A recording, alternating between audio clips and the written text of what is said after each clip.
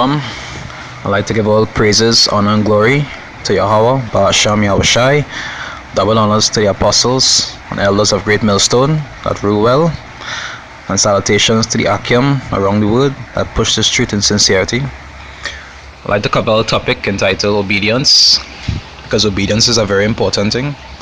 Even though you'll be saved through faith, obedience is what will show your works, and faith without works is dead.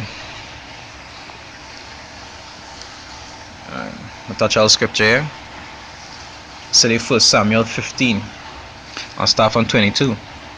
It says, and Samuel said that the Lord has great delight in burnt offerings and sacrifices as in obeying the voice of the Lord. Because the Most High gives Saul specific instructions on what not to do. And Saul disobeyed the Most High and went and do his own thing. And Philip could compensate for it by giving him burnt offerings. They say, behold, to obey is better than sacrifice, and to hearken than the fat of rams.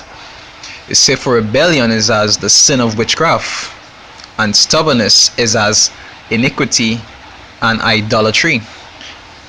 So the Most High Samuel telling Saul that the Most High delight more in obedience than in sacrifice. Just like people out here who like to do their own thing and feel because they might be getting one or two little charities and doing one or two little things the Most High like, everything will be cool.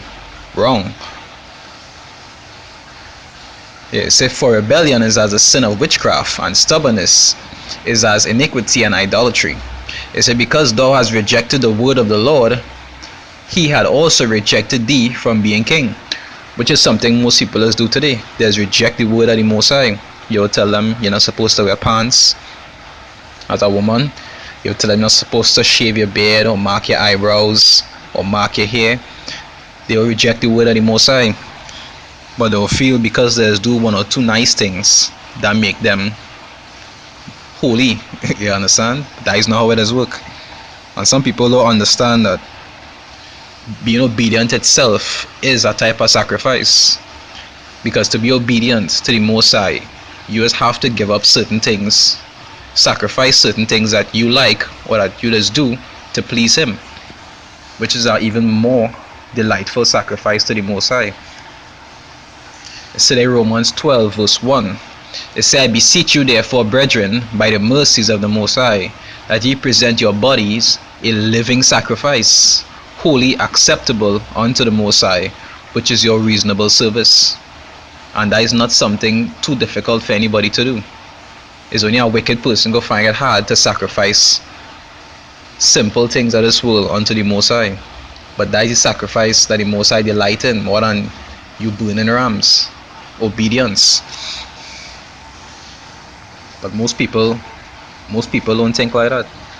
So there is Titus 1 verse 16, it say, they profess that they know the Most High, but in works they deny Him. They will say they're so godly and they know God and they say the prayers. But when they ask them, what laws do us follow? What do us do to please the Most High? They just can't answer you. All I can tell you is that they just say the prayers. That is about it. They say being abominable and disobedient, and unto every good work reprobates. So if somebody living like that and they thinking to themselves that they're doing such a good thing, that person reprobates. They void a righteous judgment. So there's Baruch. It's a book in the Apocrypha. Baruch 1 verse 19. It says, since the day that the Lord brought our forefathers out of the land of Egypt unto this present day, we have been disobedient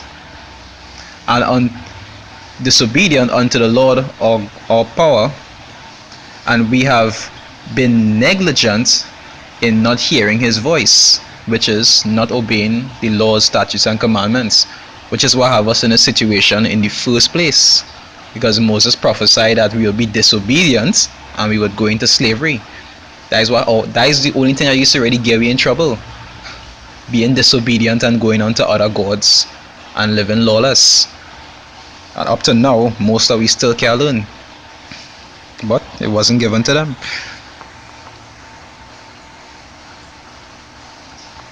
So this is Proverbs 28 verse 9.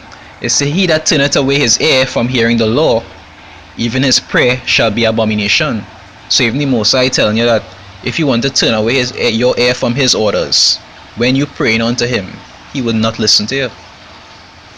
Now I even had somebody tell me once that it had people who serve other gods and they just get answers. And it had people who just live how they feel like and they just get answers. But they don't understand that the earth is given into the hands of the wicked. And the wicked have everything. They have boats, they have planes, you understand, they have private islands, and the Most High not dealing with them. So you can assume because you gain one or two answers, or you gain one or two things in life that you like, that means that everything cool with you. Wrong. You're in a strong delusion, and soon you go learn. It says Sirach, the book of Ecclesiasticus in the Apocrypha, chapter 5, I'll start from 2. It says, follow not thine own mind and thy strength to walk in the ways of thy heart, meaning your own desires. You're supposed to walk according to the foundation of the Most High set for you to walk in, not just on what you feel like, what you find, and what you like doing. Scripture say where there's no law, there's no transgression. So if it have no law against it, just do it with wisdom. But if it have laws against it, you have to learn to follow the laws and not based on what it is you find or what you like. It say, and say not, who shall control me for my works, which is like your wicked deeds. For the Lord will surely revenge your pride. Because if you want to think like that towards the person who have your life in the hands, and you're being proud, and he will teach you at some point. Verse 4, it says, say not, I have sinned, and what harm had happened unto me. Which is what people like to think. They see to do something, they get away. They do something else and they'll see they get away. And they'll continue feeling like nothing will happen to them. It says, for the Lord is long suffering, he will in no wise let thee go. So even if it take a day, if it take 2 days, it take a week, a month, a year, 5 years, the Most High will not let you go. Time on his side, not yours. He will revenge your wickedness at some point. It could even be on the final day. You will reap what it is you sow. So I'd like to show you how serious the Most High is when it comes to obedience.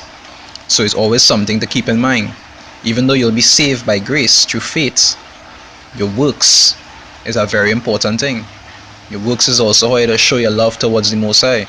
Because as you say, if you love me, keep my commandments. You understand? So, it's a short topic on obedience. I like to say Shalom. Give all praises to Yahweh, Ba'asham Yahushai. And double honors to the apostles and elders of Great Millstone that rule well. And salutations to the Akim that pushing this word in truth and sincerity. Shalom.